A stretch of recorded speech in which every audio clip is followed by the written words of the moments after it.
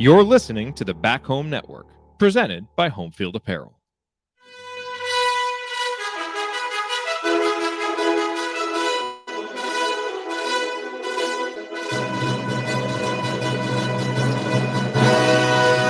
And welcome, Hoosier fans, to another victorious episode of the Assembly Call, as tonight your Indiana Hoosiers survive and advance 66-58 over the Wyoming Cowboys in a game that no one's going to be telling their kids about because of its aesthetic qualities, but the Hoosiers are able to grind out a win and get the program's first NCAA Tournament victory since 2016. They will move on now to face St. Mary's on Thursday night. Just a great night for the Indiana basketball program that continues the stretch of play that they began there at the Big Ten tournament, getting this win. They tried to give it back there at the end with what I think we could call some low IQ play there at the end with some of the fouling, but ultimately tough defense. A timely shot or two here and there, and just some terrific play from Trayce Jackson-Davis today was enough to carry the day and get these Hoosiers the victory and help them move on. And hey, it's March. There are no style points. No one cares how you do it. All that matters is that you move your name forward in the bracket, and Indiana did that tonight. And we have a lot to celebrate and break down here on this edition of the Assembly Call IU Postgame Show. I'm Jerod Morris. We got a full crew tonight. The coach Brian Tonsoni, Ryan Phillips, Andy Bottoms. We are all here to talk about our NCAA tournament victory, the first NCAA tournament victory of both of my children's lives. First one since 2016. So we're going to break it all down. And let's start this show the way that we start every show, and that is with our Hoosier Proud banner moment. And for tonight's banner moment, I'm going back to the 4-minute mark. Hunter Maldonado had made a free throw. He had cut Indiana's lead to 52-47. And I texted on our group text chain, I don't like how this is feeling, too familiar. Indiana was struggling to get shots. Wyoming's just kind of hanging around. And it was kind of that danger zone point where Indiana has struggled so often at times in the past. And what happened on the very next possession is Indiana was able to finally, really for one of the only times all night, get a lob opportunity in the half court. Xavier Johnson stayed patient.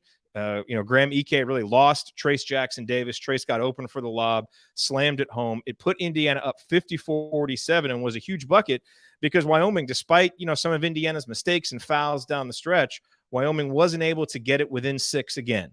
And I really thought that bucket at that time just kind of helped release a little bit of a pressure valve for a team that has struggled to make big plays in big moments. That was a huge one to just keep Wyoming at arm's length, and Indiana was able to keep them there all the way to the end to secure an 8-point victory. And look, the banner moment has to be Trayce Jackson-Davis because he was awesome again. On a day when he was not named an All-American by the AP, he absolutely played like one again for the 4th straight game. 29 points for Trayce, 9 rebounds, and when nothing else was working consistently offensively, Trayce was the one guy in it, except for Jordan Geronimo, that Indiana was able to find offense from tip to buzzer. He was the one consistent presence for this team. He was terrific, and we'll spend some more time, obviously, on this show talking about his offense and his defense because he played a great game, and that bucket was as big as any of them to get Indiana this victory. All right, our banner moment, as always, brought to you by our friends at Home Field Apparel. They are now in their 5th season of sponsoring the Assembly Call and their first as the presenting sponsor for the Back Home Network. And as I know Home Field has the largest collection of vintage IU apparel that you will find anywhere. They have beloved logos like the Bison and so many others. And, if you support other college teams or have people in your life who do, they do this for 130, 140 different schools where they pull these old logos and brand marks out, breathe new life into them, and, really create these designs that you don't even have to be a fan of the school to like, as Coach will tell you, because of all the gear that he has bought. They've got a really cool thing going on right now, mystery boxes, where for a discount you can get just kind of a grab bag of shirts sent to you. You don't know what they are, but you do know that the logos will be awesome. The colors will last through many washings. The material will be comfortable and feel great against your skin because it's Home Field, and that's what they do. Plus, when you buy from Home Field, you're supporting an Indiana-based company that came up through Kelly, and there just isn't much better than that. So go to homefieldapparel.com and use our promo code HOME to get 15% off your first order. That's promo code HOME for 15% off. Once again, the website, homefieldapparel.com. Wear one for the team. All right. Well, it is time to move the ball, find the open man, and get some opening thoughts from the rest of our team. And Andy, we will start with you, your bottoms line on this Indiana NCAA tournament victory. Well, at some point in the offseason, we had to make bold predictions, and mine was that Jordan Geronimo would be the Big Ten Sixth Man of the Year. He was at least the NCAA Tournament Sixth Man of the Year today, so I count that as a victory on that one. Now he was awesome. I saw Trayce already had a quote that basically said, "We don't win the game without him," and with a lot of guys really struggling in varying ways, he really gave just a huge lift. And kudos to Tim Garl. Maybe the real MVP for making sure that that JG was ready to get back out there and play. So no, that was a great performance from him. Great performance from Trayce. Just a really just a absolute meat grinder of a game. I texted you guys at some point. I cannot imagine being a Wyoming fan and watching that offense on a regular basis. But I guess you work with what you got and give yourself the best chance to win. So I give them credit for that. I mean, it was a effective strategy at times for sure, but really strong defensive effort, particularly in the first half for IU when they struggled offensively. I thought, and I'm sure Coach will get into this, we texted about this too, just making some adjustments in the second half, being able to get downhill a little bit more. Everything was pretty much still in the paint, but did at least do some things that I thought helped on that end. But just in large part, they carried over the things that allowed them to play well in the Big Ten tournament, which was TJD playing great, defense being really, really solid and disruptive. And X didn't really have the same level game, but in terms of having guys step up, you saw that in those Big Ten tournament wins, and you saw that tonight with Geronimo.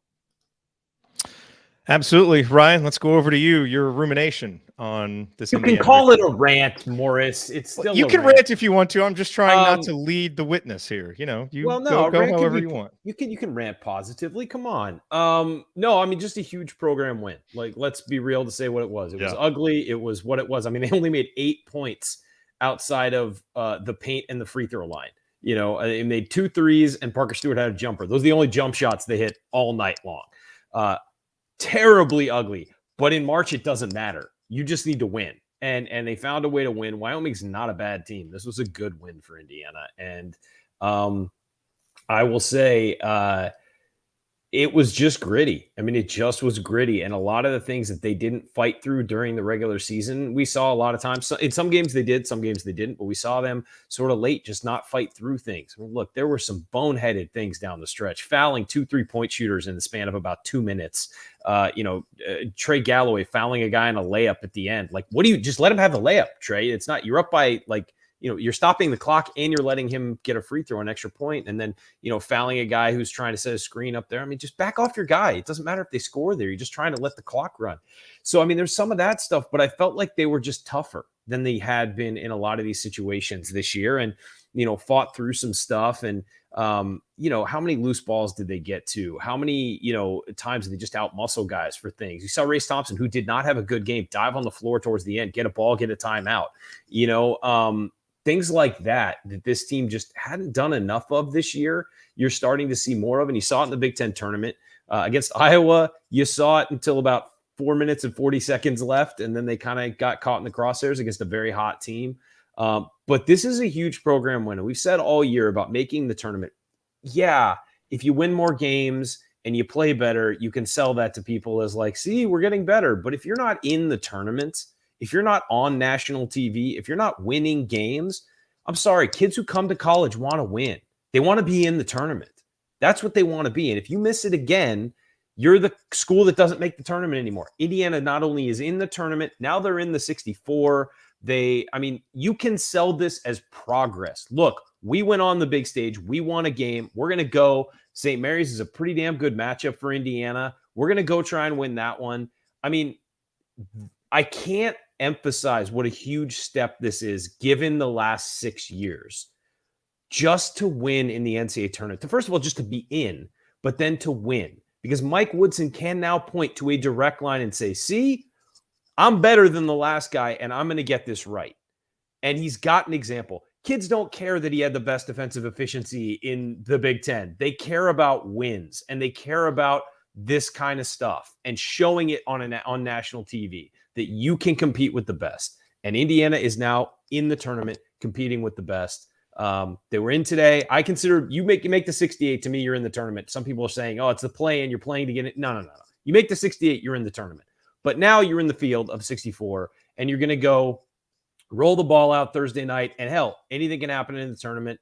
You've got an All-American type center who's playing as well as he has all year. You've got Xavier Johnson, who maybe missed some shots today, but I thought played a hell of a ball game. One of your shooters is going to figure it out. I swear to God that's going to happen. You've got Jordan Geronimo finally playing as many minutes as he should play. You've got a lot of positives to build off of. Trey Galloway's got to play better than he's playing. I mean, you've got some things that can happen. It's going to be a tough turnaround. This team could do some things, and this was huge for Indiana basketball. 100%. Coach, it's Tonsoni time. What's on your mind after this big NCAA tournament victory? It's an absolutely great night, a great game. A lot of negativity in the chat mob. We won an NCAA game because we played outstanding defense, because our coach can scout anybody and stop them defensively. We're ripping players because they didn't have offensive stats when they guarded Maldonado and forced him in double-digit turnovers. You had a coaching staff that went in at halftime and made necessary adjustments and got sets for the perimeters to move and got TJD the ball where they couldn't easily double team and gap. They were just packing the lane. I thought it was an absolutely marvelous night.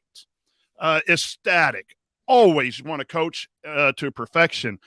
But my goodness, the contributions from every single player.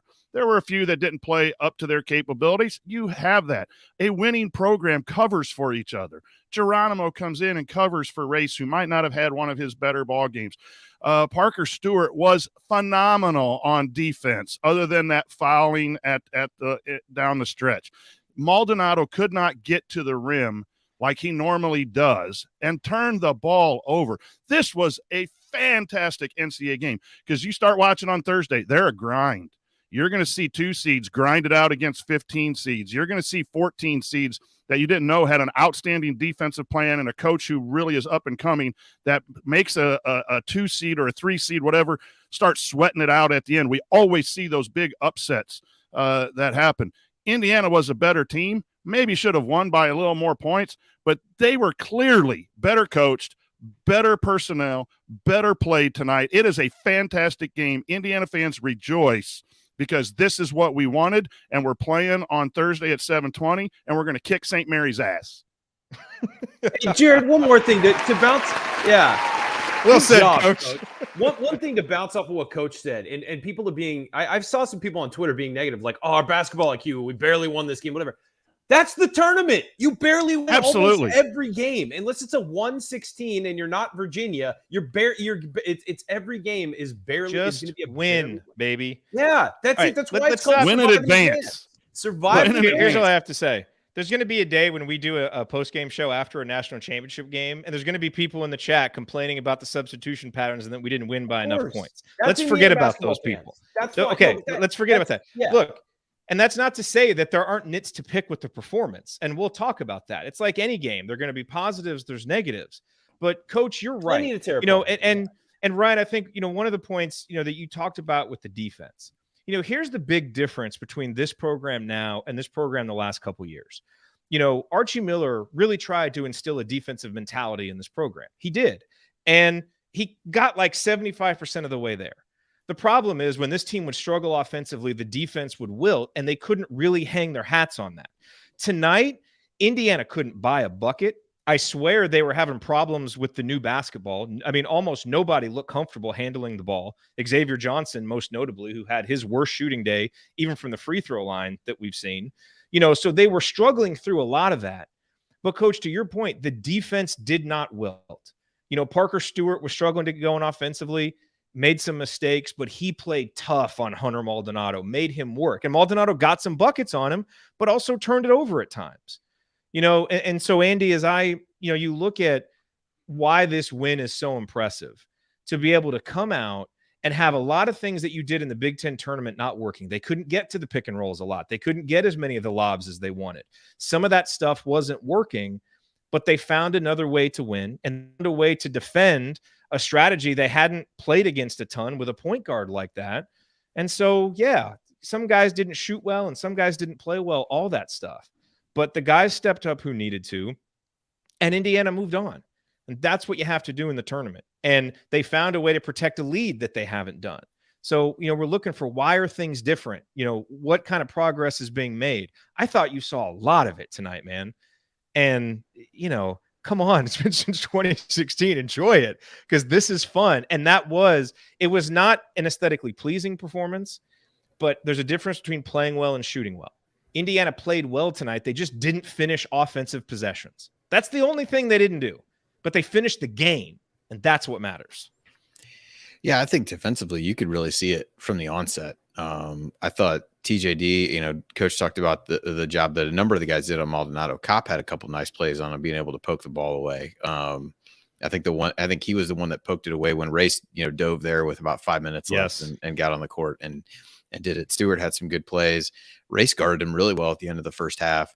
But also credit to TJD on his defense on EK. He really forced him to catch the ball way out of the post and made him really have to work to try to back him down, made some plays, forced him into some turnovers from when he got called for traveling.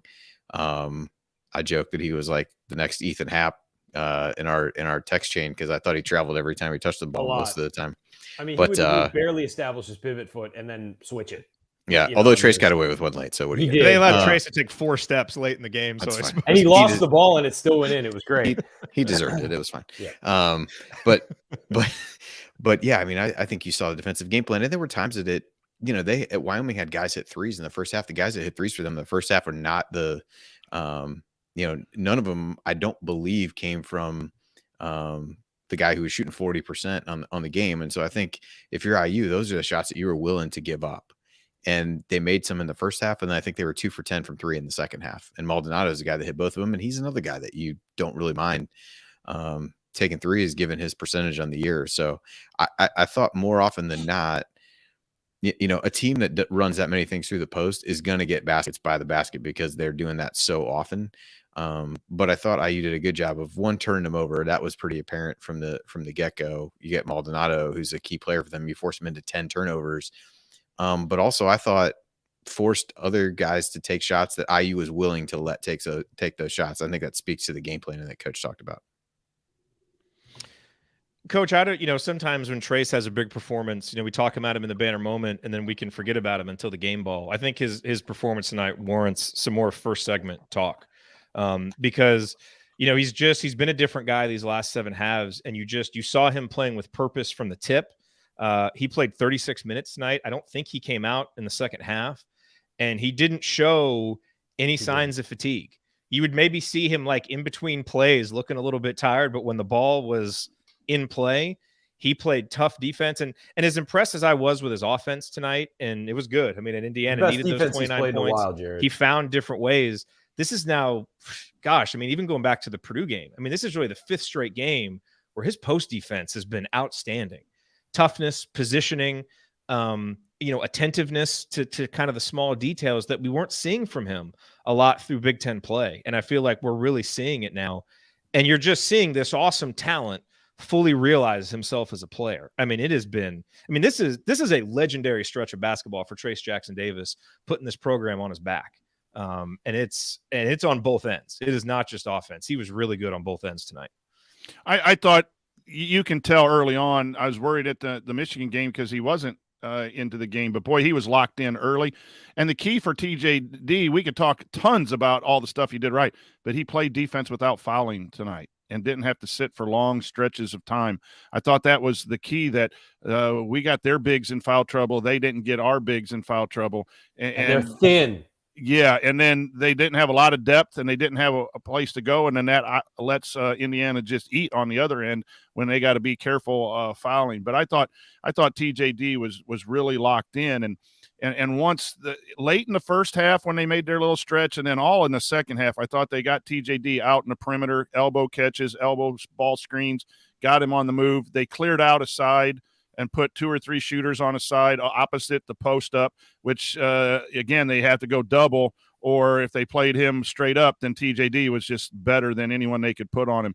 But TJD is good. And another thing is his rebounding. I just not the number. I don't have the number right here in front of me, but again, there's one free 9. throw that late. It was a missed free throw, and he just went up and snagged it, or a missed shot, and he went up and snagged it with one hand, which shows excellent effort. And he easily could have, had that ball go over his head, and there's another possession for Wyoming. In these grinded out NCAA games, it's defense, people. Your offense might look good against some teams, but St. Mary's is going to guard Indiana again. So the key is, and this is where, the Woodson team right now with the emphasis on defense is why you win games in the Big Ten tournament. We played on Saturday for the first time in a long time, and why we won a game in the NCAA.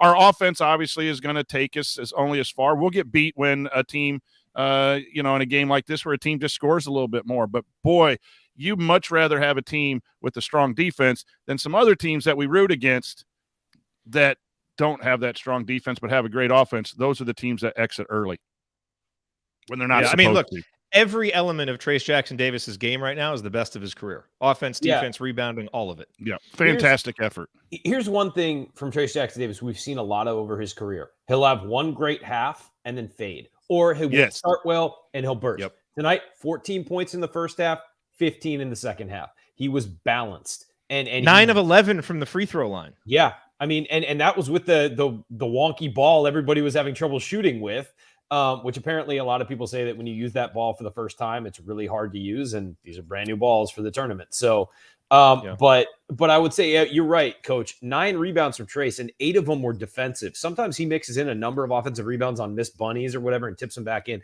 He had some tough defensive rebounds where Ike was right there, or Maldonado was in there and he snagged it away from him. I mean, he was tough tonight. And what have we said about Trayce Jackson-Davis during his career? A lot of times when things get physical, he would back down a little bit. He was the last week and a half.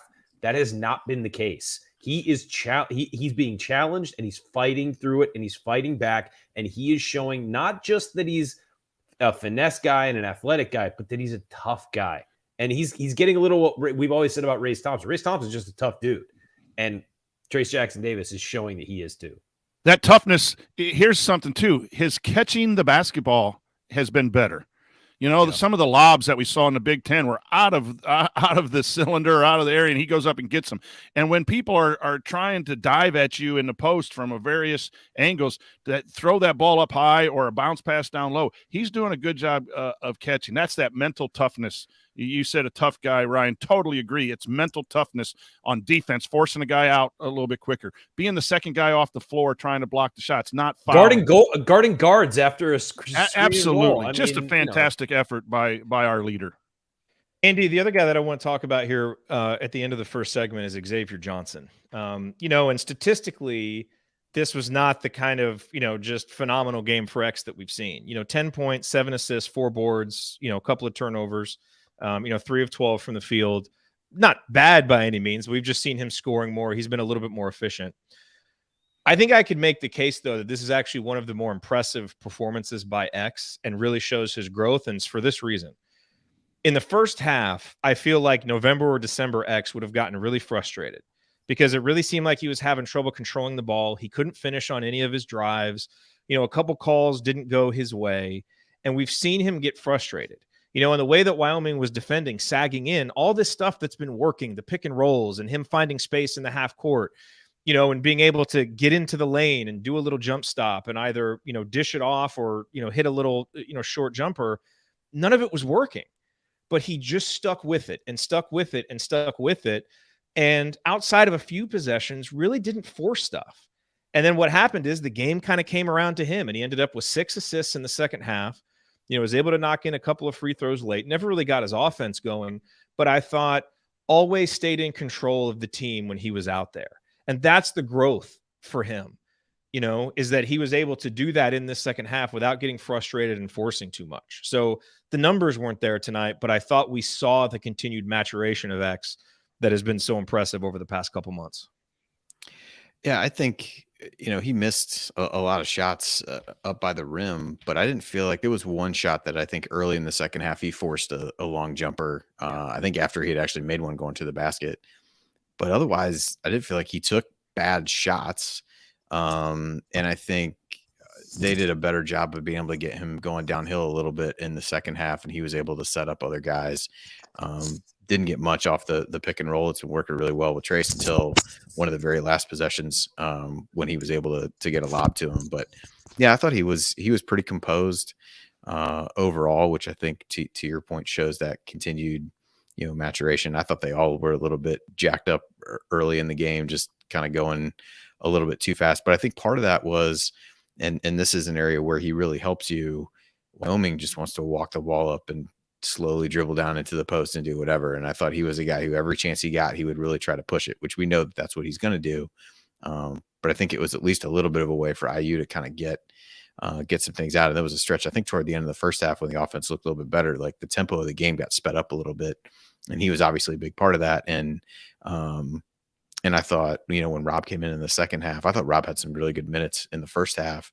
When he came in the second half, things kind of slowed down, and Woods was pretty quick to go back to X in that scenario, and I think rightfully so. Yeah, I mean, 7 assists, only a couple turnovers, a couple shots that just rim out, go in. He ends up with, 14, 16 points, and people probably talking about him even more favorably than we just did. I thought X was really good tonight. And notice when Indiana started playing better basketball, his assist numbers went skyrocketing because he is directing the offense. And when there's opportunities to score, he's taking those opportunities today. Another thing to think overall is in these NCAA tournament games with short turnarounds, there's a feel-out time for 8-10 minutes for the coaching staff to feel, okay, how are they playing us? What are they doing? And that's where I thought Woodson did a good job in the last 5 minutes and then in the second half of making the adjustments to put his players. But they were just playing what I call foot in the lane defense almost, where there was no room for X to get downhill. And that's why he was forcing a couple things, and he was trying to get downhill, and they took some off-balance shots, and he was trying to avoid contact. I thought maybe he was a little nervous. But the only thing I thought he did poorly was not shoot the ball or score points, but he was double digits. The 7 assists are so important. And I know offense, it was an ugly game offensively, but there's a difference between execution and shot making. You can run good stuff and only 8 turnovers. Like, we could have panicked and thrown the ball all over the place. 8 turnovers in an NCAA tournament game. And I know it's not a pressure defense and a pressing team, but man, your first game, nerves, all that, we didn't turn the ball over. And you got to credit the point guard for most of that, of getting us into what we were trying to do. And it was just shot making tonight. But X is just it's been such a fun growth experience to go through and watch him this year. But the last 10, 12 games, just phenomenal play. And I thought he was good tonight. He might not have been great, but he was really good and a key component to the victory. Yeah, man. We played well, like you said, Coach. We just didn't shoot well, and I think that lack of consistent shooting, it probably puts a cap on how far this team can go. But they're playing their best basketball of the year, And if they can get a couple, games where they make some shots, they've got it. This team clearly has a run in it. One last thing about X, Jerod, is, and you said, he didn't get his offense going. And I know what you mean. He didn't score points. But, I thought he was pretty damn good offensively. He just didn't score points. That's what I'm saying. I mean, that, so it's, I just want to clarify. He didn't get frustrated. Offensively, he was fine. Shots just didn't go in. But I felt like he led the offense all night, getting it to Trayce, working those pick and rolls, trying. I mean, they worked that over and over and over. And boom, when they finally had one, they got that dunk. And it was a huge alley-oop in that moment, too. And yes, I just think play. I just think he's banner moment. One of those guys that he's been scoring a ton for Indiana. It's been huge for Indiana in this stretch they're playing in. But at the same time, he's a guy who could score 8 points, and if he's going well, it doesn't matter. Indiana's going to win the game because he's going to make sure everybody else is involved in some way. I mean, they kind of need him right now because nobody's shooting anything, but I just feel like he's a guy who impacts the game in so many different ways that even if he doesn't score points, Indiana can win the game, and they did tonight. Yep. Okay, coming up here as we continue our breakdown of Indiana's 8-point victory over Wyoming, we will point out tonight's meaningful moments that you might have missed, and there's going to be some Jordan Geronimo talk there. And then we will go inside the numbers to highlight the most important statistical notes from this game. You're listening to the Assembly Call. Stick with us.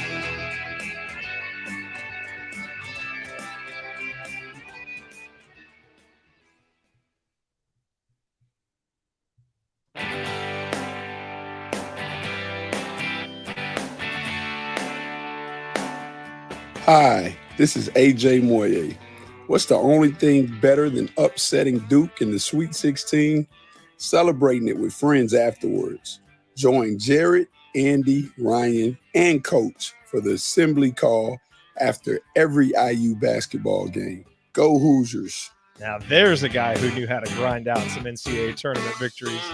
The great AJ Moye. Thank you, AJ. You are listening to the Assembly Call IU postgame show. I'm Jerod Morris here with Andy Bottoms, Ryan Phillips, the coach Brian Tonsoni, and we are breaking down Indiana's victory in the first four tonight over Wyoming.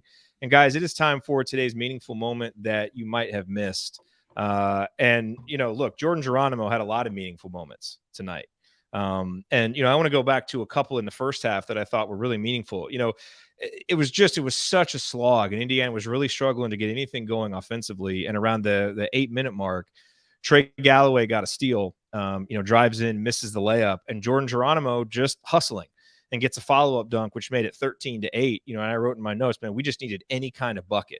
Now Wyoming would, tie it up. I think they scored 5 straight points to tie it up. But it was just, it kind of felt in that moment like Indiana just needed to manufacture a bucket somehow. And Jordan Geronimo did it. He would do that later in the first half with another, putback that made it 30-25. And, Andy, I thought those two plays in the first half were indicative of what Jordan Geronimo gave Indiana when they needed it, which was a shot in the arm that could go do something offensively. Because, again, Indiana just looked uncomfortable, ball slipping out of their hands, shots missing in ways that we haven't, so whether it was nerves, the ball, whatever, like this team just couldn't get into a rhythm offensively. And when that happens, you need someone to come in, make energy plays off the bench. And Jordan Geronimo did that. And so I thought those putbacks were huge. And they were also big because I thought for him, they kind of got him into the flow of the game. And then in the second half, you would see him make a three and work the baseline and do some of the other things once he was in the rhythm. But it really felt like him getting back out there after the injury, getting those hustle plays, those Jordan Geronimo things were really important, not just for him, but for the team overall when they were just struggling to find any offense. Yeah, and I think the same holds true as you look at the second half. So, some of the same things happened. I think it's 36-33. He gets another tip slam, but then EK answered right back, and right after that, Geronimo got fouled. And that possession was one that IU had multiple chances on. I think that was another one. I'm sure when we get to stats, we'll talk about the second chance points and offensive rebounds. But he missed both free throws. IU ends up with the offensive rebound. I think it was Miller Kopp.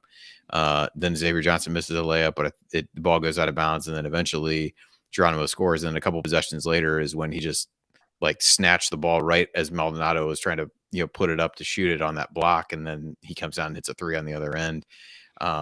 Just so many big plays at crucial moments. Even his last basket to put him up 9, thought he showed really good patience inside that I think was, speaks a little bit to him being comfortable, as you said, where he didn't really rush something, try to throw a shot up, and had some nice passing inside and was able to score. So just an awesome game from him, and a game that you really needed. He saw that a little bit in the Big Ten tournament when Race struggled. Geronimo picked him up, and that was really what you saw tonight.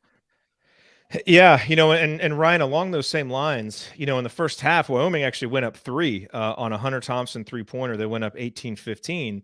And again, it was a slog for Indiana offensively where just no one felt comfortable. And I thought Tamar Bates had a huge bucket where he took the ball on the wing, drove in, and it's almost like, that kind of aggressiveness opened the dam a little bit, for as much as a dam could get opened in this game, because I think it led to buckets on 2 or 3 straight possessions.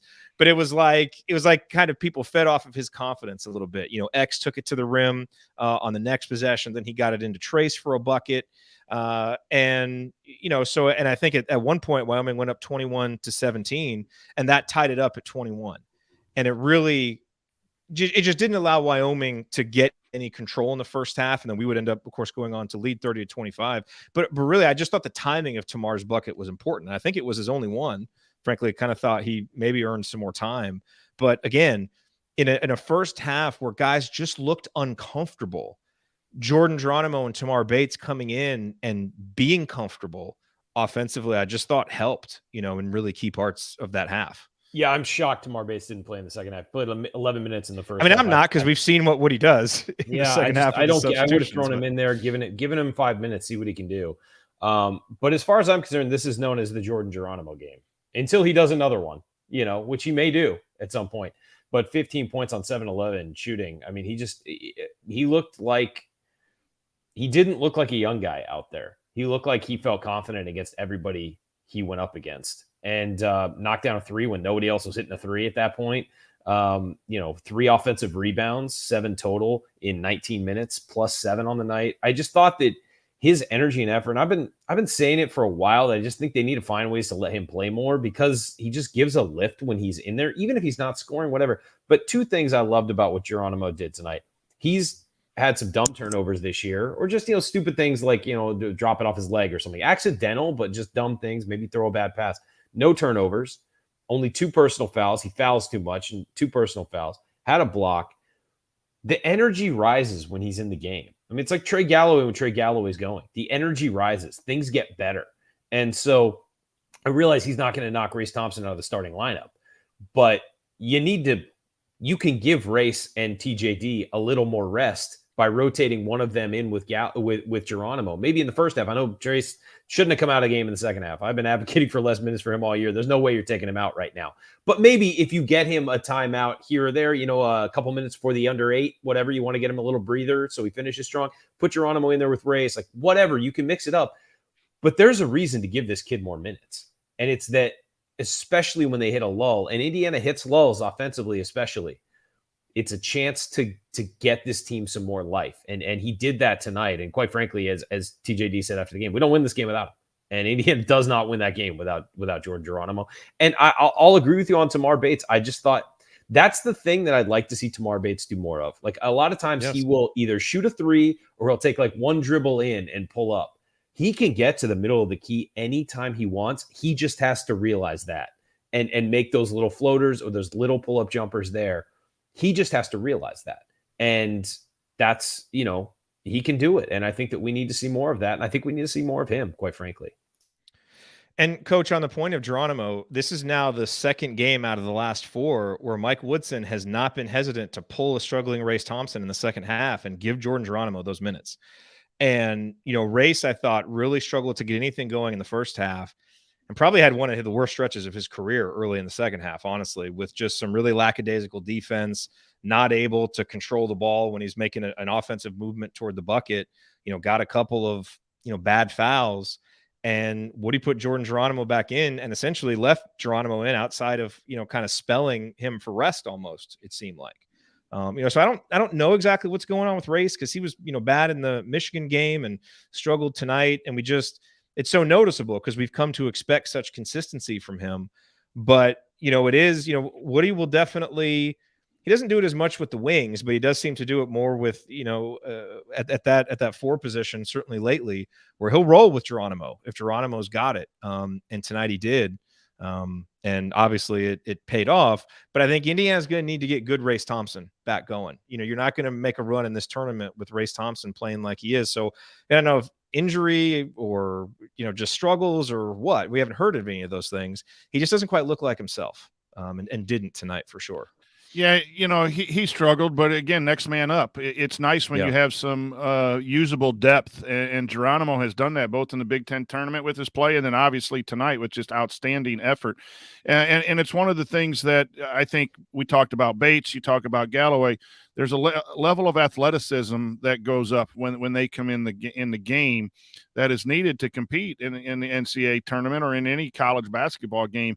And getting Trey back healthy, Rob giving his minutes, coming off the bench, defensively brings some ability there. But Geronimo's athletic ability to rebound and to elevate, and I think his shot, we were talking at halftime here at the house, and I felt comfortable with him shooting threes. Like, if he, we need people to stretch. We need someone to hit some threes. And he's got good technique. So just happy for him. He was going well, and then he gets injured and has to sit out. And then you wonder how long that's going to linger.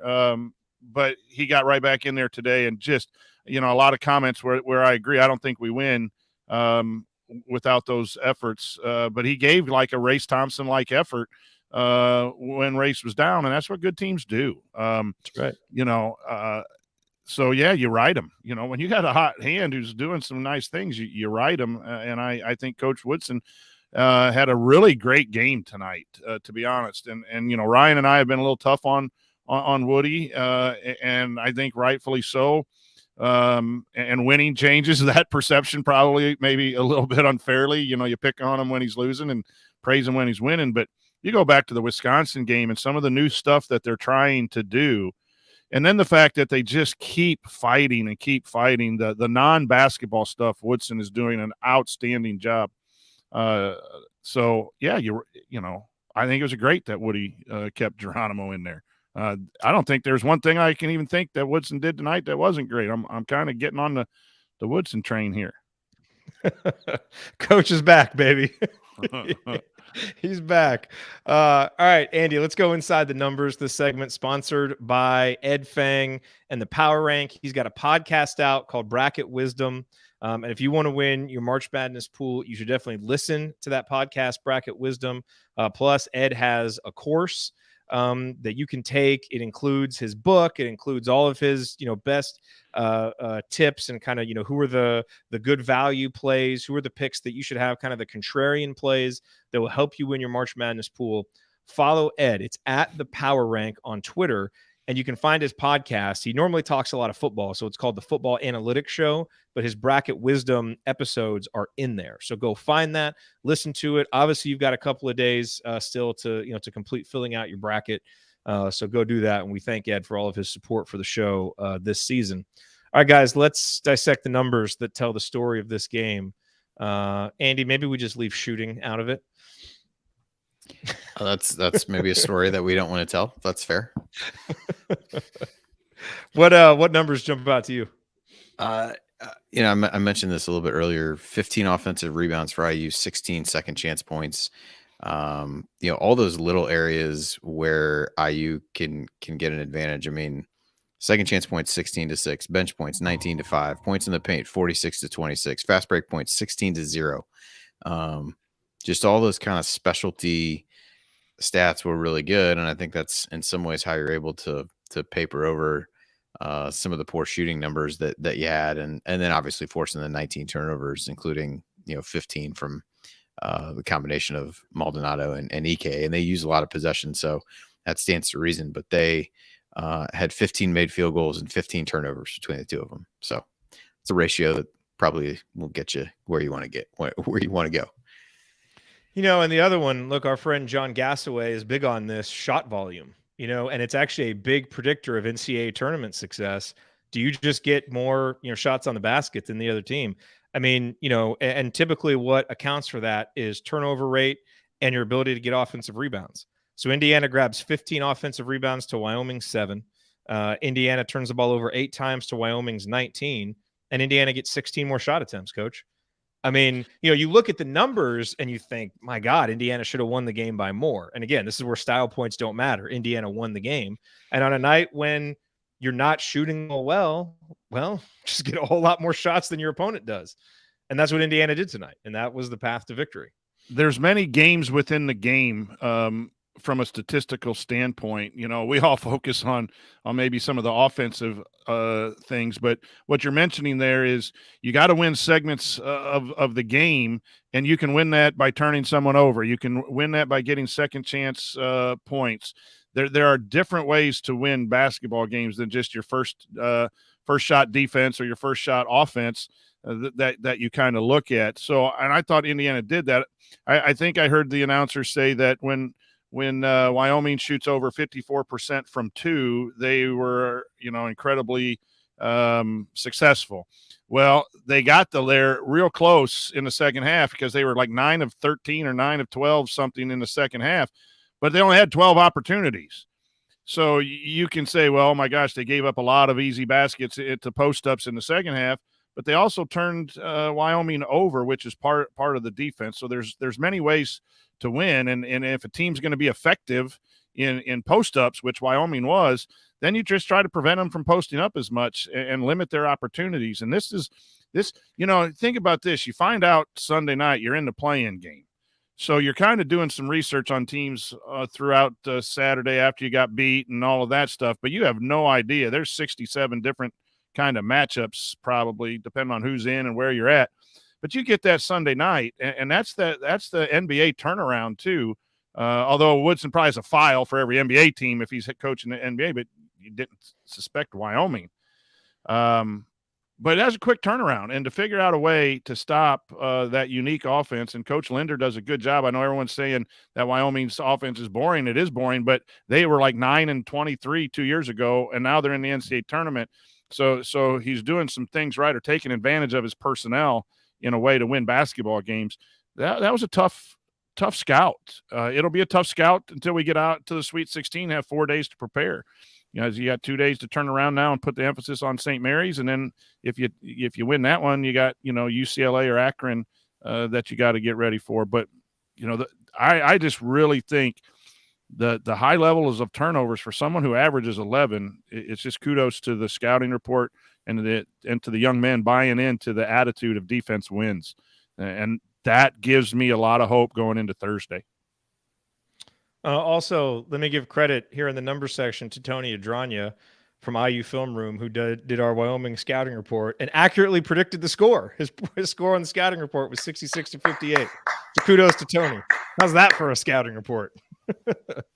Ryan, I believe there's a report in the chat that you have a number. I have a number. Okay. Coach did Wyoming's turnovers. Indiana's had 8, and 3 of them were offensive fouls. 5 and offensive fouls, you don't really get mad about being in turnovers. They're usually aggressive. And one of them was a Race Thompson screen that was absolutely not a foul. I think they had 2. Actually, no, I think they had 4 offensive fouls, if I remember correctly. The TJD one was a massive flop as well. Yes. I forget what he spun and the guy just fell over. Yeah. And then, so it was that one. It was Race Thompson, the screen, and then was it Galloway? Galloway had one on a pass where he crushed the guy. So 5 turnovers, in play. 4, I guess, because there was another offensive foul in there somewhere, I think. But anyway, only 8 on a big stage with the adrenaline running. Honestly, shut it down. Only had 3 in the second half. That's winning time. Second half, shut it down. No, cut the turnovers down. And one last number there I want to say is one of my favorites, the plus minus, as you know. Trayce Jackson-Davis plus 10, Xavier Johnson plus 10, and Jordan Geronimo in 19 minutes plus 7. Those are your players of the game, and they were the 3 highest with plus minus. All right, one last number. Stop looking at the stat sheet real quick, because I think this is a number that you could win some bar bets with. Who led Indiana in minutes tonight? Coach, do you know? I have no clue. TJD? Nope. Andy, do you know? Don't look at the stats. I'm not. I'm going to assume it was Parker Stewart, though. Yeah, it was Parker Stewart. Yeah, it was Parker Stewart. Now, this is an interesting one. Yes, obviously Parker's a guy that you have out there for shooting. He's 0 of 2 from 3-point range, only gives you 4 points, although did stick a huge shot that made it 60-50. Now, he would give it back up by fouling a 3-point shooter on the other end during a stretch where he and Jordan Geronimo went good play, bad play, offense, defense, with the Dane Fife NCAA tournament 3-point defense that they were playing. But Coach, you mentioned, Parker's good defense. And, there's a lot of talk. You got to sit these guys. Like, some of the vitriol that I see for Parker and Miller, during games is outrageous. I mean, it is so unwarranted and so ridiculous. And I get that the guys struggle shooting, and that's the number one thing they're there for. And I recognize that. And Indiana's going to need to get shooting from them. But those guys contribute, and it's why they play. And, so I'm curious, Coach, you thought that Parker played good defense, and obviously Coach Woodson thought Parker played good defense. And there have been plenty of games where he sat Parker, and Parker's played 14, 15 minutes. Tonight he gives him 37 minutes. I think that's a testament to a physical he was playing on defense. And look, if he can absorb some of the fouls that you're going to get on Maldonado, some of the tough possessions on Maldonado, that's going to help keep Xavier Johnson fresh, avoid fouls. And so just the fact, I think, that Parker was able to absorb some of those possessions was really helpful for Indiana, because he doesn't have as taxing of an offensive role. And I thought that's part of what he did tonight as a team player. Even though he didn't contribute offensively like you want to, those were meaningful minutes, and he wouldn't have been out there for 37 of them if he wasn't contributing in a positive way. And some of you folks listening and commenting, I think we got to take a more nuanced view of what Parker and Miller contribute to this team, even when they're not shooting well, because they have found ways to become better contributors over the course of the season. I thought Parker was fantastic tonight. Maybe not fantastic. That's maybe too much. But Coach Woodson was not. They were side ball screening Maldonado early, and Indiana chose to switch it, and I liked it because it was either Parker Stewart or Miller Kopp, and then the bigger body when he tried to crab dribble.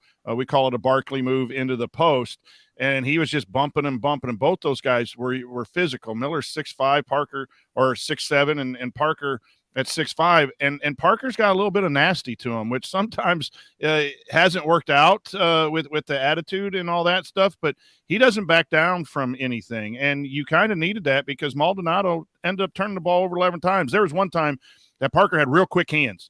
He got downhill, he got in on him, and he was making his multiple moves trying to get to the rim, and next thing you know, the ball's loose. Several times they did that. And again, that's coaches telling players to do that. A lot of times you scout the pickup. What do players do when they pick up the ball, and can you swipe at it and take it away on the gather? We teach attack the gather. And I thought Parker Stewart did that. And there's no stat on the stat sheet that says you got, and everyone hates the word deflections, but you got some deflections on the gather that just created havoc for the young man, the point guard, who was so big a part of Wyoming's offense. So I think both of those guys are a little bit slow defensively, but boy, they fight. Both of those young men really, really fight. So when they get beat, they always try to have a contested two.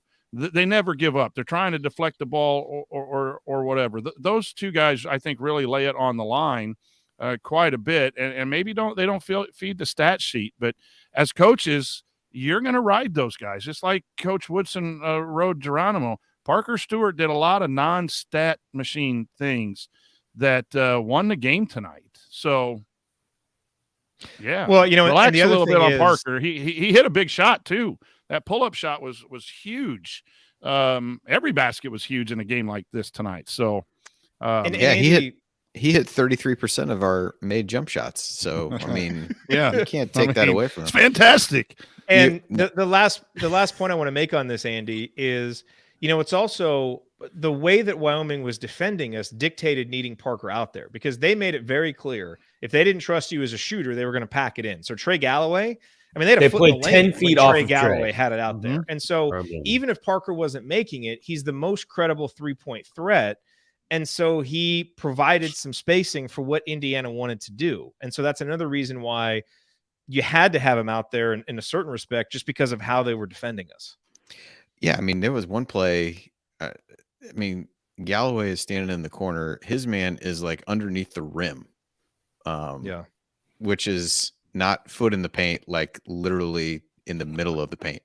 And so I think, what you said about that is true. And I think this is, it's a matchup game. And I think this was a game where Parker, the things that he does well defensively were more useful in this game. And I think you even saw Wyoming a little bit get away from having Maldonado try to back guys down and have him more like do straight line drives to the basket, which is not really, he did a decent job of it in the second half, but it's not really what they want to do with him.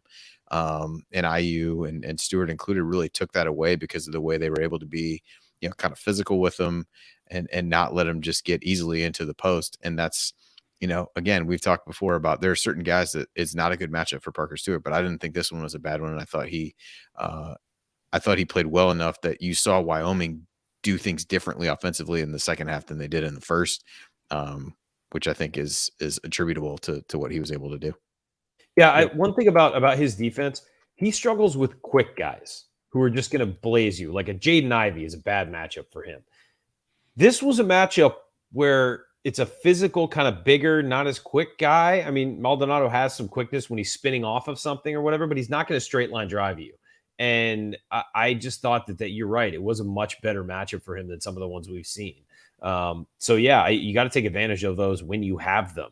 There are some nights where he should not be on the other team's lead guard. It's nothing against him. It's just physically he's not built for it. So, yeah. And also we got to talk about Trey Galloway's got to learn how to shoot the basketball. We've said it's one of the biggest swing Yeah. skills in the program over the next 2 years. Yep. He's gotta be able to shoot. Yeah, no, there's no question about it. Okay, coming up here on the Assembly Call as we continue our breakdown of Indiana's win over Wyoming, we are going to hand out the easiest game balls and Hoosier Hustle awards of the season, discuss a few lingering questions, and look ahead to St. Mary's. That is next. You're on the Assembly Call. Stick with us.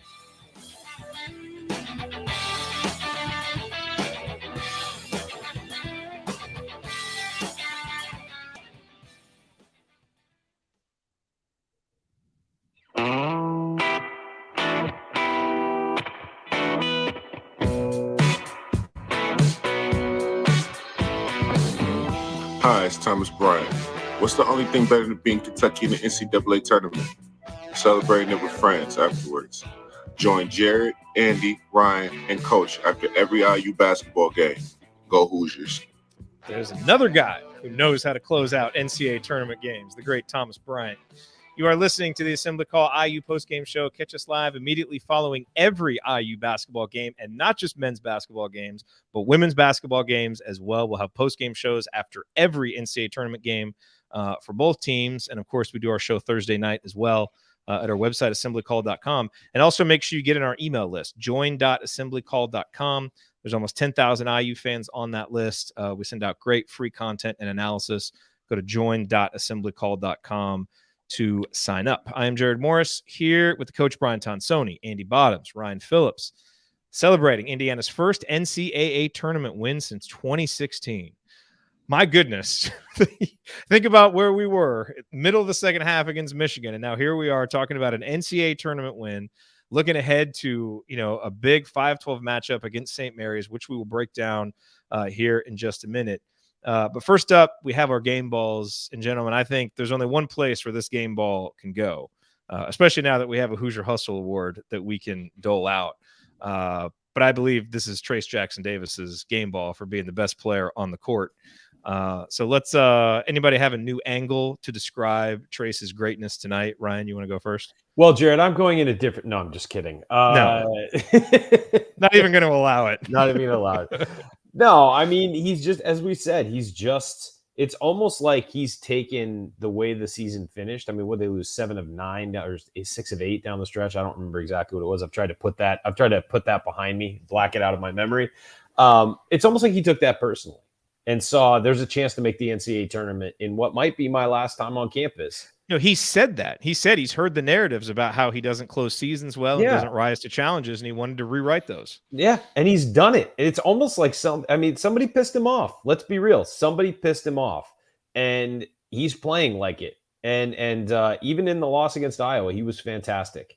And he's trying to carry this team. He's got some help. Xavier Johnson's helping him. Jordan Geronimo helped him tonight. Trey Galloway helped him a little bit in the Big Ten. He's got help. But he's the guy right now. He's dragging this team as far as he can take it. And 29-9, only had one block. For how well he played defensively, sometimes as far as blocks go, it's less is more. You just got to show. He had 3 or 4 shot alterations, though. For sure. That's what I'm saying. Yeah. It's not about getting the block. It's about being there and being that presence. And sometimes if you rotate over too much and get the block, you fall in love with doing that, and they find your guy who you left, and for an easy layup. So I just felt like he was so much better defensively and had fewer blocks tonight. And that's, as coach will tell you, that, not a bad thing. That's actually a good thing to sometimes to have fewer blocks in that way. Fantastic. Only 1 foul, only 1 turnover. He was everything Indiana needed him to be tonight, and we've seen that the last 4 games now. He's fantastic. I'll tell you who's not getting the game ball, the actual game ball. Here's a great tweet from Mark Cuban. Anyone else watching the IU win and wondering what the deal was with the balls they used? They look like the $5.99 specials from Walmart and seem to bounce and be hard to control like them too. Anyone know the deal? Yes. Yeah. It was obvious. It was clear that the ball was an issue for both teams. Actually, yes. I saw both teams having an issue with it, especially early on. And the other thing about it is in the NCAA tournament, they don't use worn balls. They use brand new balls. Yes. And I'm sorry, you need to break those things in a little bit because new balls bounce funny. They don't get beaten up. They don't get evened out. They sometimes are lopsided when they come out pumped up. I mean, yeah, I know, guys. Coach, you're a grown man. You're a teacher. You can't be laughing at that. Back to Trayce Jackson-Davis, guys. Old balls aren't very good either. That's true. But anyway, They'll start to lose their Trayce effectiveness after a while. They should have had time to practice some. And at one point, I know Indiana used to have racks of different basketballs because different programs would use them on the road. And so you have them in the back thing. And if you're playing, somewhere on the road and they're using a different type of ball, they'd bring that out for 2 or 3 days of practice. Indiana just didn't have enough time from knowing Sunday to that. So that had to play. But I'm sure Saturday's or yesterday's shoot around, they at least had them. That can make a little bit of a difference. But it didn't bother TJD because he gets our game ball. Because of shoe contracts and everything, a lot of teams, there's not a universal ball, and quite frankly, there should be in the NCAA. The NBA has the universal choice for it. Whatever, they should all use the same one all season long. That has long been an issue in college basketball. It's a huge advantage for home teams to be able to pick their ball. I think it should be universal for everybody. I know the shoe contracts are a huge deal, and Adidas wants Indiana using its ball and whatever, but it should be a universal ball for all of college. They want Indiana using it, but they won't allow you to buy it. Because it's Adidas. That's true. And I will say, Andy, I mean, we've talked a lot about that because I do think it was a factor in the game. I actually thought the ball was a factor for Trayce early. I thought the ball came out of his hands weird a couple of times. And to his credit, he just rolled with it and adjusted. And again, this is more growth for him because he's been a guy that when he's faced adversity early in games, sometimes it takes him out of it and he struggles to get into it. And it was just like, whatever. And he found, he figured out how to adjust and how to score anyway. Yeah, I just started dunking instead of trying to shoot hook shots. It's a solution. Just get Race. You can see Race lose it a few times going up too. So and even the shots Race missed, you don't see him miss like that. No. That's what I mean. So it was clearly an issue. But okay, game ball for Trayce. That one's easy. Let's move on now to our next post-game award. The Hoosier Real Hustle Award.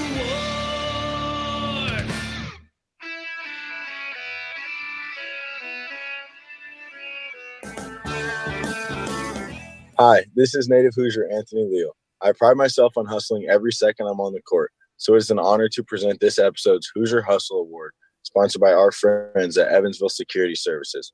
Based in the hometown of IU legend Calvert Chaney, Evansville Security Services provides off-duty police officers to businesses and individuals throughout Indiana. Their goal is to provide whatever level of safety and protection you're looking for. And just like hustle can't be measured by stats, but is often the difference between winning and losing, the prevention of bad outcomes can't be adequately measured either.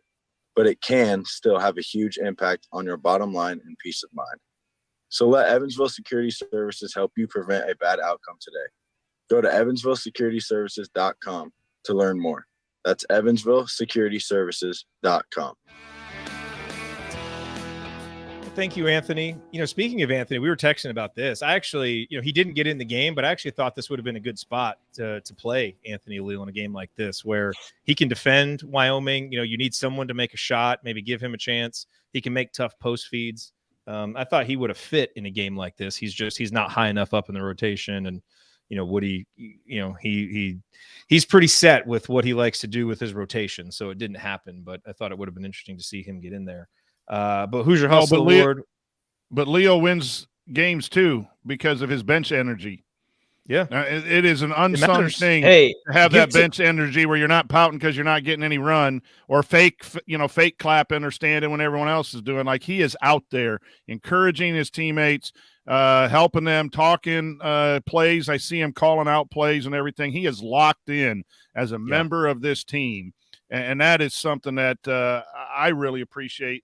And I'm sure a lot of us do. Just fantastic. I give Tamar Put your little Bates impatient finger down over there. You can see the finger moving faster. I have to give Tamar Bates credit for that as well too. He probably really wanted to be out there in the second half, and he was as engaged. He and Leo were both keeping everybody engaged on that bench, and I really noticed it tonight.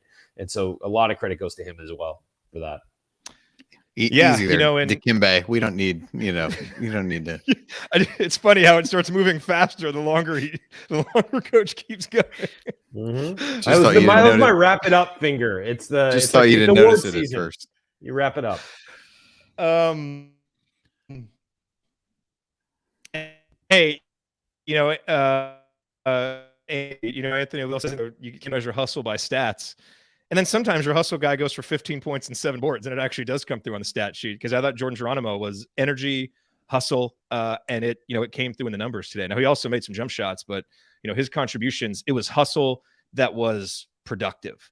And that's what was so important today, because Indiana needed both, and Jordan really, really brought it. Yeah, I mean, we talked about the offensive rebounds. He ends up with 3 of those, was able to, I think, score on some other second chance opportunities, not just obviously the tip dunks, but I think he was the beneficiary of some other offensive rebounds that other guys got. But yeah, just energy level, running the floor. And this, again, when you talk about matchups, Wyoming was, had a bunch of guys who played between 6'5" and 6'7", and just, he could kind of guard anybody that was out there, and could, just really run the floor. Great activity level. The definition of what the hustle award would be for him tonight, for sure. And look, guys, this is another game where when Indiana has their full complement of players, they win. And again, I know injuries are a part of it. And coach, as you've said, your record is your record. All the games count. But I'm just saying, moving forward, as you're looking at what this team is capable of, give us a healthy Rob, a healthy Trey, and a healthy Jordan Geronimo. And what you typically find is at least 2 out of those 3 guys usually plays a really key role off the bench to help Indiana win. And when one of them is out, like Jordan didn't play against Iowa and some of the other games we've seen, it really hurts this team. So, we move forward here.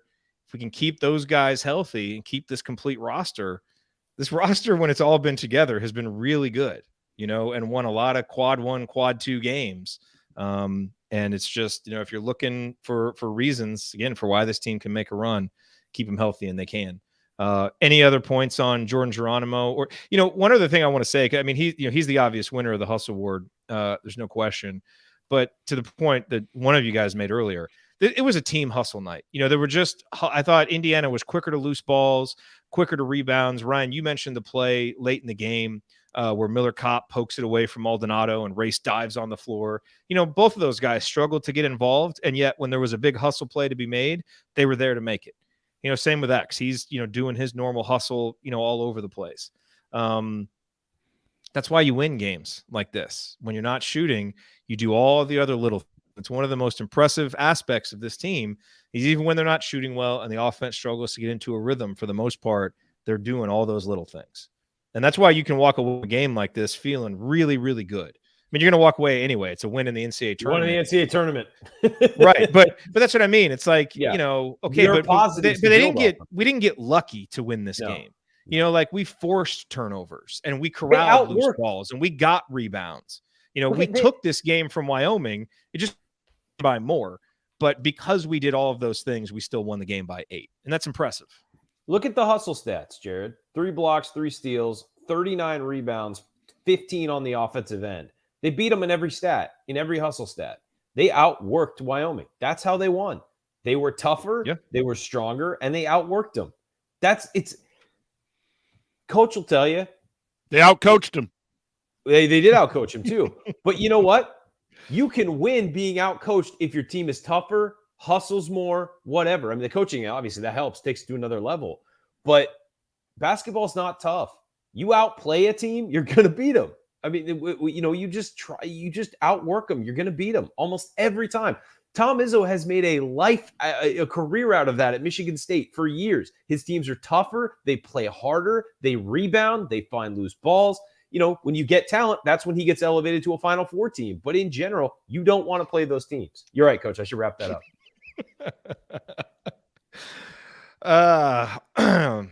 All right. So let's hit a couple lingering questions here coming out of this game. And I think, Andy, the 2 for me that stand out are, can Indiana get Trey Galloway and Race Thompson going again? Because those are a couple guys that have kind of been struggling, and I think Trey, this is the second straight game where, I think you can question some of the decision-making. He struggled to get himself going offensively. We know the shooting is an issue, But Coach Woodson trusts him, and him out there, and I think, when you make runs in the NCAA tournament, a lot of times you need your stars to be stars.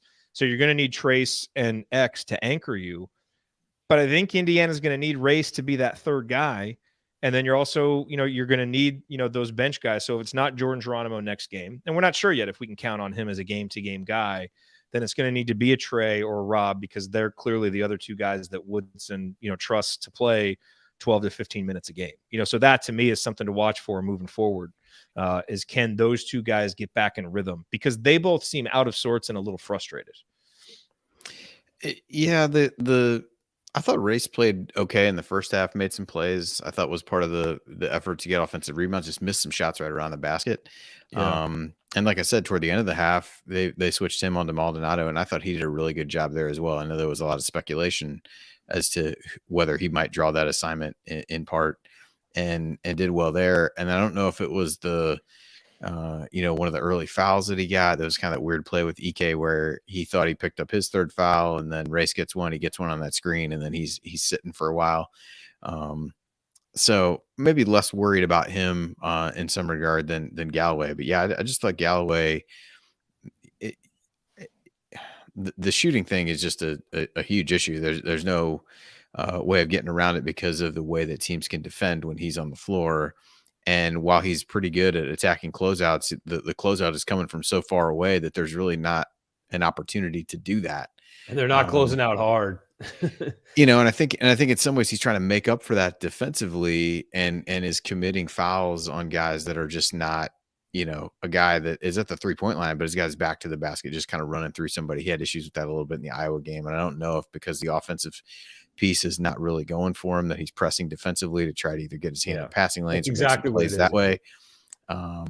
So, I think Woodson is giving him a lot of rope, which I think probably is good. I would assume from a confidence standpoint, where he doesn't feel like he's looking over his shoulder to get yanked. But yeah, definitely making some plays that are not kind of what we had come to expect from him. And I think the Iowa game in the Big Ten tournament was maybe a little bit easier to chalk up to coming back from injury, hasn't played a whole lot, third game in 3 days type things. But I think you saw a little bit more of that tonight. Not that there was a, huge gap in games between even Saturday and today, but we'll see. I think he'll get figured out, but I think just pressing a little bit because things aren't really flowing for him offensively. Yeah, I mean, look, the other lingering question that's going to last for the entire term is, will Indiana make shots? None of us know, so it doesn't really make any sense to analyze it. But I think the other lingering question coming out of this game, Coach, is how does Indiana now handle the turnaround? It's funny. We've talked a lot about, how Coach Woodson, coming from the NBA to college, and he's got this transition to make.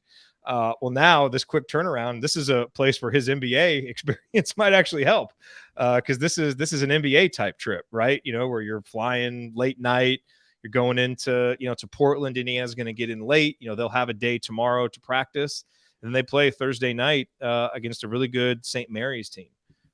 So it's going to be interesting to see. This team is in a good way right now. They're playing hard. They're playing together. They're playing with energy. But they're, how does that's not something that they're necessarily used to, a trip like that and a turnaround like that. How does that affect their legs? How does that, just affect their sleep? All of those things that you can forget about while you're watching a 40-minute game.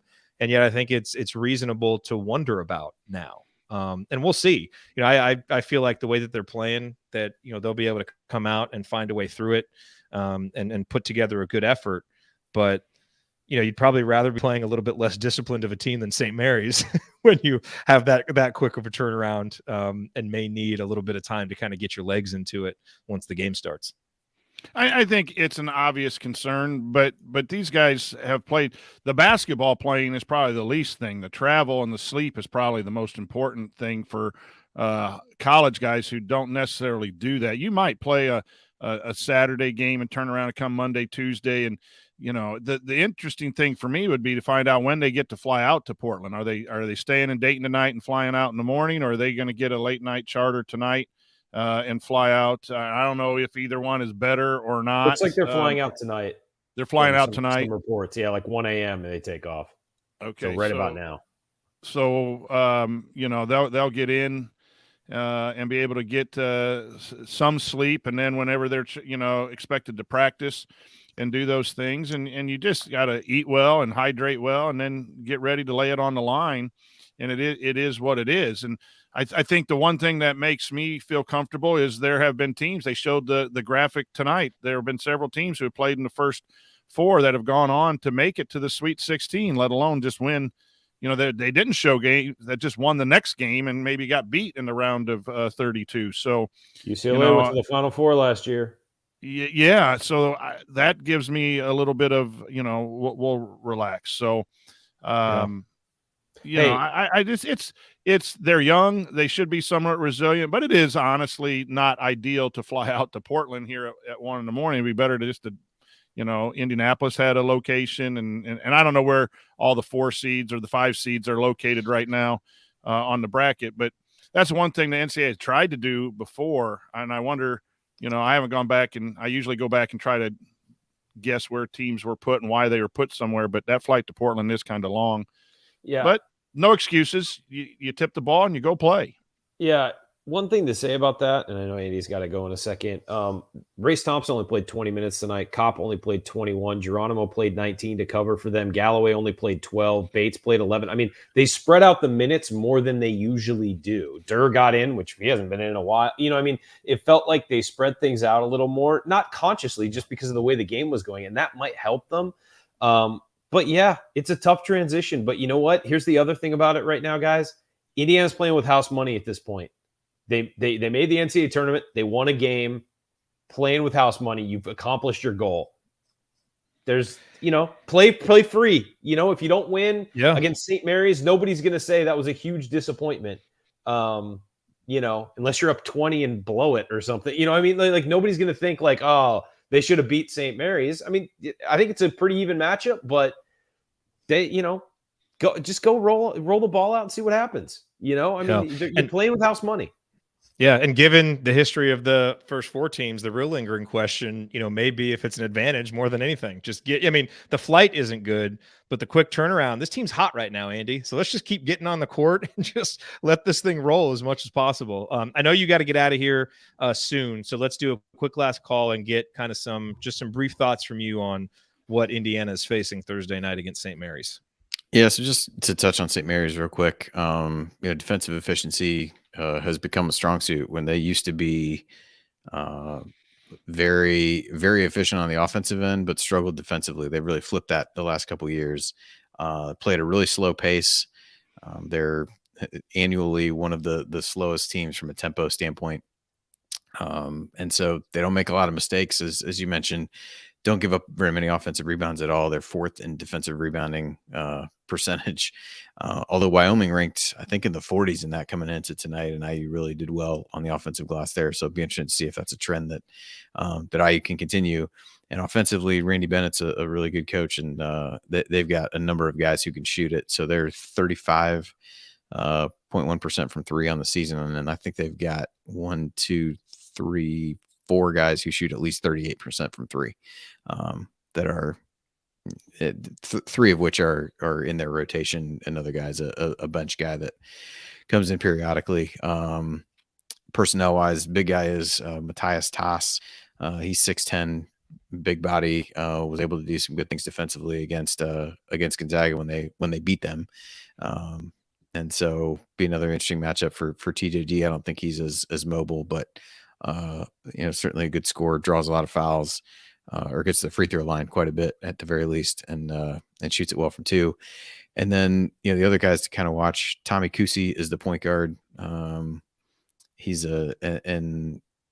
more of a traditional point guard, and then Logan Johnson is a guard that's a little bit more of a slasher. So he doesn't shoot it well from 3, but wants to try to get to the rim. So, but both guys 6'2", so we've talked about that a lot lately. It feels like it's just in terms of like the size of opposing backcourts that drops significantly after what IU faced tonight. So we'll be curious to see what they do. But St. Mary's is a team that's going to be really tough. It's going to be another defensive battle for sure if IU is able to keep playing the way they are defensively, and just got to be aware of shooters because that's really an area that St. Mary's can be in and not get kind of worn down during what's going to be some pretty long possessions.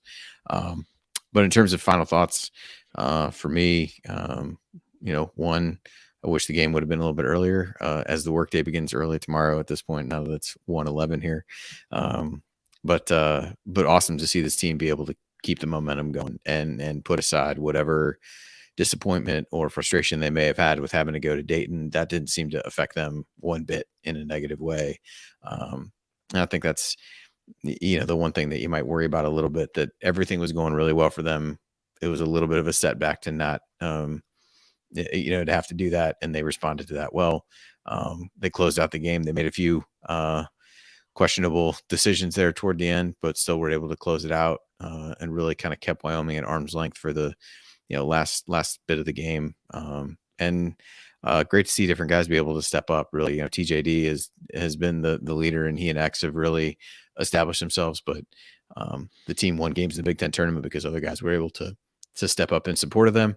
And you saw that again tonight with Jordan Geronimo, and it may not be him on Thursday. Maybe it's somebody else, but I think the team as a whole is really playing together right now, has a ton of confidence. And, we haven't seen an IU team play with a lot of confidence for multiple games too much in recent years. And these guys are playing with some right now, and deservedly so, based on the way they've responded since, being down to that Michigan game. I know Jay tweeted out, to think about how in 6 days or whatever it's been, you went from being down 17 against Michigan to kind of where they are now, and how they're feeling about themselves, and how, the fans are thinking of them too. It's been a crazy week, but an exciting one for sure. And looking forward to another great game on Thursday. Oh yeah. Thank you, Andy. No, man, that's why it's so important to stick with it. Just stick with it through the season. And if you can somehow get to the end of February and March, playing well, you can go on a run and change the whole narrative. Guys, as Andy talked about with St. Mary's, just a really interesting statistical profile. They are number one in the country in defensive assist rate. And that's going to be an interesting contrast for Indiana, coach, because when this offense is humming, Xavier Johnson is getting assists on 35 to 45% of his possessions. And so that is going to be really, or of the possessions he uses. And so that's going to be a really interesting number. They also don't allow teams to take a lot of 3-pointers, and they really limit offensive rebounds. That should not. So that's good for us. Yes. Don't allow us to take any. Yeah. Don't allow us to take any. We'll just take all twos. Yeah, they have decent defense against twos, but it's interesting in that that the one number really doesn't bode well for Indiana, but the other one, maybe one that's not really going to hurt them. So it's going to be an interesting matchup. I mean, Indiana's going to have the advantage in athleticism, and some of those things, but St. Mary's, they're just not going to beat themselves. And so can Indiana, go up there and be ready to beat a really good team? I expect a full 40-minute game. But man, I'm believing in this team. I like the way that they're playing. I like their togetherness. I like the rhythm that Woody seems to have with them, just with, kind of who he's playing. And I know, we kind of quibbled with it some tonight, but I think ultimately, he made a lot of the right decisions, and they're defensible ones, ones that made sense, even if we might have liked to see a guy here or there play a little bit more. So just keep playing. Let's just keep playing every other day, man, as long as this run can go. But yeah, any other thoughts from you guys on St. Mary's? We'll try. I was able to do that interview with the Wyoming guy today. And by the way, just shout out to all of the Wyoming folks. Not that you're listening to this podcast an hour and 23 minutes in. How do you all my know interactions? That? All my interactions with them were great. And so I wish them well. Really appreciate Cody from 7220 Sports coming on with me. If we can find a similar opportunity with someone from St. Mary's, and I have time tomorrow, we'll see. No promises, but hopefully we can get some kind of preview out for you before that St. Mary's game. Any other thoughts on that matchup or anything else bracket related? Obviously, we'll root for Akron to beat UCLA. As fun as it would be for Indiana to play UCLA, if we can get by St. Mary's, give me the easier path always in the NCAA tournament. I think it's I saw in some preview where St. Mary's is the lowest ranked 5 seed percentage wise that could advance and do all those things. So sometimes it's about, you got to catch some breaks too. They're the other 5, I don't know if Houston or UConn, if you're going to be a 12 seed, maybe a St. Mary's is a team, they're good and you're going to have to play well. I mean, that's what the NCAA tournament's all about. But sometimes it's about matchups, and I like our athleticism going up against that St. Mary's team. They play well together. They have a good system, and that's always a little bit scary. But sometimes in a tournament, you get Kemba Walkered, where a guy just goes off because of their athletic ability. And I don't know that they have that one, big superstar. We do in the post player. So you're a 12 seed. You're playing, Ryan said it best, you're playing with house money. Let's tip it up and we'll talk about it afterwards. But I think, I think it's a good matchup for Indiana. It's a matchup. Well, I mean, in the NCAA tournament. I've watched. if we get this Trayce, we can play with anybody. That's the thing.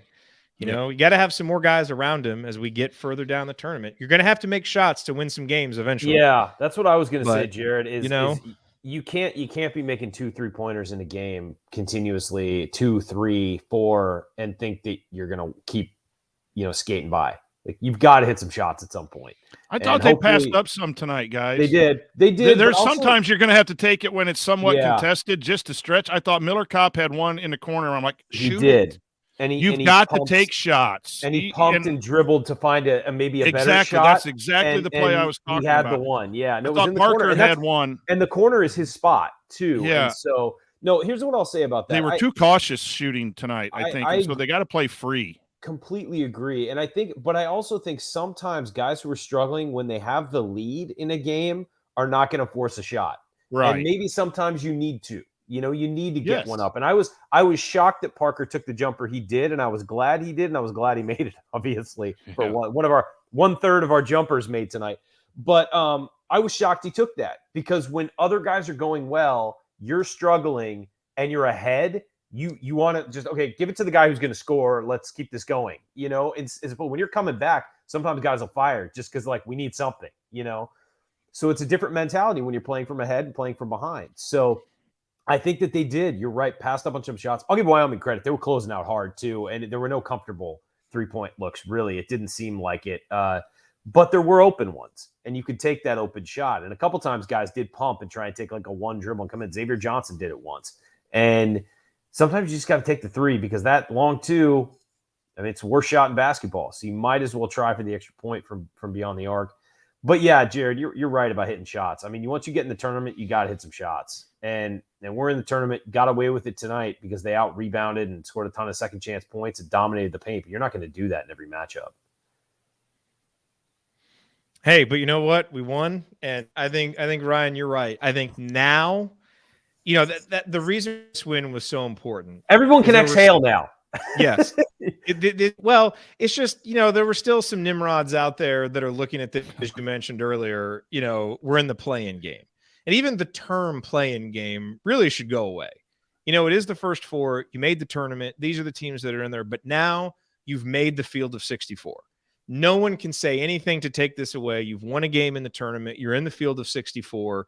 You've done everything. And now you are playing a little bit with house money. Now, I don't think the players think that, because I think they believe they can win. But from a fan perspective and expectations for this season, now it's gravy. And that's really the only other lingering question, now that the internet is back on in Indiana, is did Indiana pay $10 million to get worse? Gosh, I think the evidence submitted tonight would suggest no. They did not pay $10 million Man, you're to tough get worse. on my guys. I like them. I still listen to them, but have a little accountability when Jerod, we set goals at the beginning of the year for Indiana and what would make us happy with this season. The two main goals and the Purdue streak, which they did earlier in the season, and we were all very happy about it.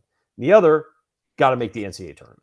We said we would love it if they were in the top half of the Big Ten, top 4 of the Big Ten, whatever. That was a kind of a pipe dream, because we didn't know what the roster would look like. We had no idea. But making the NCAA tournament was a bottom basement. You got to do that. And the other thing we said was finish in the top half of the Big Ten, and they didn't do that, but they compensated for it by playing well in the Big Ten tournament. So I'll give them, it's like, okay, we get extra credit for that Big Ten tournament. The other thing, The other thing is they're playing good basketball. I know it hasn't resulted in a lot of wins. I think they're 5-5 since I thought the season really turned around with their offensive changes that they've done. They're playing better basketball. The coaching staff made some adjustments. The players stuck with it, even over a losing streak that was a few games, but didn't turn into 10, 11 and bouncing out of the tournament. The amount of toughness to overcome. They really played bad against Michigan, found a way to overcome. And then they won against Illinois, backs up against the wall. So that we haven't seen for years is that resiliency when adversity hits. And I think everyone from the coach on down has done a good job of making necessary moves to put themselves in this position. Would it have been better earlier? Yes. Yeah, but nonetheless, it happened, and I think that's a positive. 2 points I was trying to make there is, one, you've accomplished your goals. We're happy. This is a success. This season is a success at this point as far as hitting your goals. Done. The other thing that's worth mentioning and noticing is they are playing their best basketball at the end of the season, which as a coach is what you want. You want to be doing your best when it matters the most. Big Ten tournament. Would have liked it to be maybe a week and a half earlier in the Big Ten season, but okay, spilled milk under the bridge. But you get that in the tournament, and it's a joke saying, Jerod. I know I saw you gave that look. And then in the NCAA tournament, you played one. Like, this was one of their better games this year, despite the lack of shooting. This was one of their better games of the season because of how good the defense was against a quality opponent. They played very well, and so those are 2 things. You've accomplished your goals.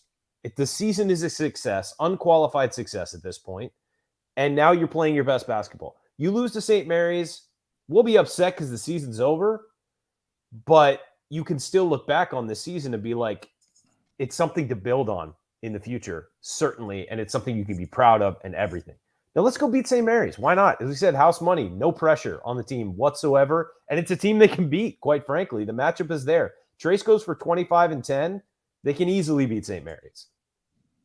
I do. I always enjoy just, how NCAA tournament seeding works, where just because of the 5 and the 12 by the name, Indiana's the big underdog to mighty St. Mary's. Indiana with all of its national championships, big school with all of its resources, but because it's 5-12, we're the underdog to St. Mary's. So let's enjoy it. There's something. The line is very close, by the way. The line is very close. Well, as it should be, given how Indiana's playing. So look, there's a certain amount of joy and fun on the way up. I think we all want to get to the point where this program is that, hopefully in 5 years, making the first 4, or even 2 or 3 years, making the first 4 is a big disappointment, but right now it's fun, it's steps forward, it's progress. And there's a certain amount of fun and joy to this part of the journey that kind of gets replaced later by a little bit more pressure. And, it's like the difference between the 2012 season and the 2013 season under Crean. And I think for all of us, we're just really enjoying this. And it's a lot of fun. And for as long as this keeps rolling and we keep winning games, guys, don't worry about the style points. If we're missing shots, don't worry about it. We're just trying to win games with a team that's playing great defense, that's playing together, and that is showing a real foundation for what the program can be in the future. Things are good right now. Things are real good for Indiana basketball. And we all should enjoy that.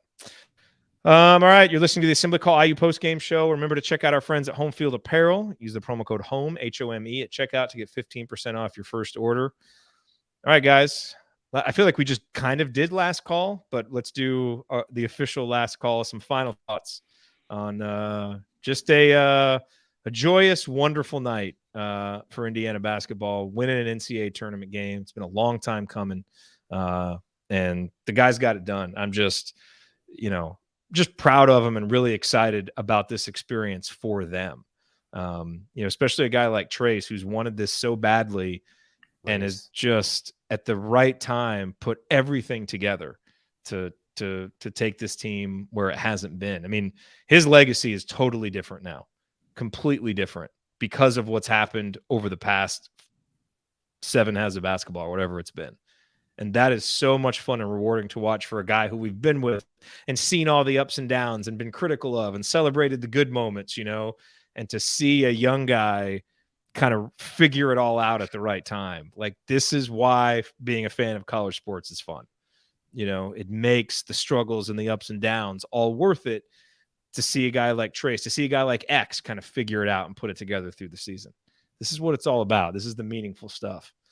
It's just been so much fun to watch. Coach, last call. Yeah, for the players and coaches first and foremost, but I'm really happy for the fans in our community and just the Hoosier Nation altogether. I saw it at the Big Ten tournament. I commented about that on our selection show on Sunday. It was just fun to see Hoosier Nation in Indianapolis, the crowd going crazy. It's been a long 6 years. My son texted me today, said, Dad, I was on the court as a manager the last time we played an NCAA tournament game. He's been out of college 4 years, married, and been working. So I was like, dang, dude, that was a long time ago. It's just it's fun to be back and have it in your bracket and to be able to watch NCAA tournament basketball. It should be a regular thing going forward. And I believe it will, and just really happy with the resiliency of this program and happy for them and for our fans. Ryan, last call. You know what we can't say anymore, Jerod? We can't say that this program doesn't have guys who have experienced success, because they have. They've all experienced success now. On the biggest stage, whether it was the Big Ten tournament, whether it was in Dayton, they've been to the NCAA tournament, they've been at the Big Ten tournament, and they have experienced success. Xavier Johnson, Trayce Jackson-Davis, Race Thompson, Rob Finnessy, all those guys we've talked about for years. Well, they don't know what success is like, so how are they supposed to find it? Well, that's not an excuse anymore. They've felt it. If some of those guys leave, they can all leave, whatever, and move on with their lives. They've had a taste of success, and that's what this is about. It's not about us as fans. It's not about Mike Woodson as the coach. It's about those players who have been through so much, whether at Indiana or not. Missing the tournament, not being a good team, not playing well, losing a lot. That's not fun, man. It makes you lose your joy for the game. Winning is fun. And look at this post-game show tonight. We're four curmudgeonly guys who've been beaten down by 6 years of failure. Yeah, Coach, you too. Beaten down by 6 years of failure. And we're thrilled right now. I mean, you've got me saying that the season's a success no matter what happens the rest of the way. When did you think? You see what Ryan, Coach? You see what Ryan just did? He just lumped us all in with him. Yep, as absolutely. if we've been as curmudgeonly as he's been. That oh, was very deft move there. You guys should see Coach's private texts. All right, that's just milk's under a spilt bridge or something, like my grandma used to say. Spilled milk under the bridge. Spilled milk under the bridge. That curmudgery, all that stuff. But here's the deal. Those players have all had a moment now. They had a couple moments in the Big Ten tournament. They had a moment beating Purdue, whatever, but that's a regular season game. You get regular season big wins all the time. Yeah, that one meant more. We get it. But it's still the regular season. They went to the Big Ten tournament, won 2 huge games. They probably, on paper, shouldn't have won. And they did. They came in tonight, played a very good Wyoming. I watched Wyoming play this year. They're a pretty good team. And they know what they do, and they do it pretty well. And Indiana stepped up defensively. Trayce Jackson-Davis, your star, stepped up and won that game. Those guys have experienced success now, and if they walk away, we can be proud of their careers. And that's what this is about. We love college basketball, and we like to make it about us and about all these other factors. It's about them, and they had success. And so now they're going to Portland to be in the real tournament or whatever you want to say, and they get to experience that. And no matter what happens, we'll be proud of them for getting there. But you know what, as we said, nobody expected you to get here. Going into the Big Ten tournament, nobody had Indiana in the tournament. They won 2 games again. They probably weren't supposed to win. Got here, won another game. They weren't, that some people had picked them not to win because Wyoming had some success this year, and it was a awkward matchup with their bigger guards, whatever. You guys have pulled off 3 things nobody thought you could. Almost beat Iowa, pulling off a 4th. Why not go keep shocking people? There's no reason not to, play free. You have no reason to be sad. You are playing, as I've said, with house money. Go nuts and have a blast. Whatever you do, go out there and definitely have a blast because these guys have earned it, and they've earned being a part of that tournament, and they've earned every piece of praise we've given them tonight. They have earned. Well, and that's what I'll end with, Ryan, is that part of what has made these last 7 halves so much fun is they've played with a joy and an enthusiasm. And I don't know if it was just their backs against the wall or being challenged, whatever it is. I mean, they've stuck together all season long. Like, there's no question about it. But it's almost like it's not that they threw caution to the wind, but they just started – they found another well of whatever it is, of resolve and conviction for what they're doing. And it's been so much fun to watch, and they're having fun playing together. The guys on the bench are having fun. And I firmly believe that they think they're going to win games. And how long has it been since we've seen an IU team that really, truly believes in itself? I mean, really. Probably the end of the 2020 team was going to go to the NCAA tournament, but I'm not ever sure we really got that feeling from them. Was there any joy on that team? Was there any joy on that team? No. And that's what we've seen. And to Coach's point, for the fans, everybody who was at Dayton and everybody who's getting to enjoy this together, it's just been too long. And that's part of why it's so fun right now, and why like last night, it felt like Christmas Eve to me, because it's like, man, we're going to have an NCAA tournament game tomorrow. And I know that seems silly, but almost all of us were feeling that way, and it's fun. I feel great for everybody and for the program. We needed this just to get back to a season where we finally live up to all the standards and the goals that we had for it. And now let's go. We're in the round of 64. We got a good matchup. We've got a player playing as well as anybody in the nation, a point guard who's really good, and we've got capable guys around them that if you get a few of them stepping up each game, you can win games. And, man, if things really click and you get a lot of guys stepping up and guys making shots, crazy things happen in this tournament, in a couple-week span. So let's go. I'm riding with these guys. I have confidence in them because they have confidence in themselves, and I'm just excited for Thursday, man. I'm excited for Thursday. I like what this team can do. I like the matchup, and I can't wait to watch another NCAA tournament game. And we will all do it together and have a post-game show afterwards, and hopefully we'll be here celebrating just like we were tonight. All righty, that is going to do it for us. If you want to see us do the show live and be part of the live chat, make sure that you subscribe to our YouTube channel, youtube.com/assemblycall. And don't forget to go to join.assemblycall.com to join our free email newsletter. Special thank you to Bob Thompson for the music that you hear on the show. And special thank you to John Ringer of Rig Design for designing our logo. And thank you, as always, for listening. We'll be back Thursday night to talk IU hoops again with you after IU St. Mary's. Until then. Take it from me, Christian Wofford. Keep your elbows in and your eyes on the rim. Go Hoosiers. Another guy who knows a little something about closing out tough NCAA tournament games. Thank you. Thanks for coming out. This is a great day for Mike Woodson and his family. Sure is. It sure is, Coach.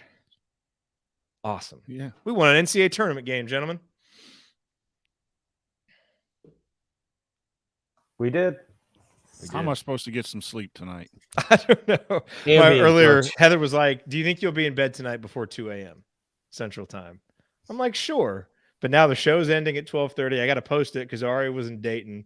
And it always takes, like after a winning show, it always takes like at least 60 to 90 minutes for the adrenaline to wear off.